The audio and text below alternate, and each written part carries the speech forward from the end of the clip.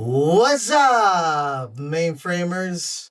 In this video, I'm going to be showing you how to browse datasets using ISPF on MVS 3.8, which is an IBM mainframe software that runs on the Hercules emulator. By the end of this video, you're going to learn how to use qualifiers and browse all datasets on the mainframe just like the pros. Don't have access to a mainframe? Hey, no problem. I got you covered.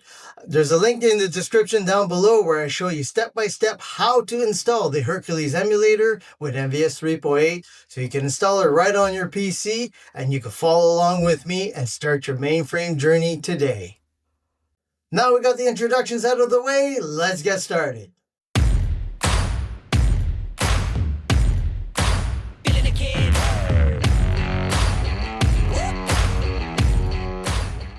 Okay, so right now I'm logged on as Herc01, and next we're going to move on to the DSLIST panel, and we're going to use a shortcut right on the command line, which is an equal 3.4, and hit enter. So now we're going to look at what are qualifiers. Qualifiers in the mainframe world are like folder names in a file path.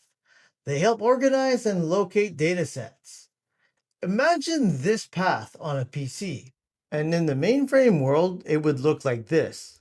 Each part of the qualifier is like nested folders, and they are separated by periods. So let's give this a try. Let's type in herc01.test.cntl and hit enter. And now we are presented with this dataset. To browse this dataset, you just have to tab over till your cursor is next to the dataset, type B and hit enter. Now we're browsing this dataset and there's nothing in it at the moment, and that's okay. So let's go back. We're going to hit F3 to go to previous panel and F3 again to come back to the DSLIST. Next, let's look at generalizing qualifiers. Remember, each part of the qualifier is like a nested folder. The more I include, the more precise my search becomes. The less I include, the more generalized my search becomes. So let's give this a try. This time we're just going to include Herc01. Hit enter. Then on the next panel, I am presented with all datasets that start with Herc01. Let's hit F3 to go back. Now let's try herc01.test and hit enter. Now we're presented with only the datasets that have herc01.test.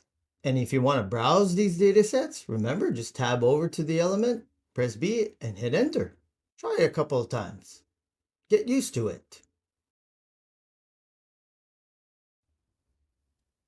And next on Mainframe Mojo, I'll be covering how to allocate partitioned datasets in order to help us organize our elements to start COBOL development.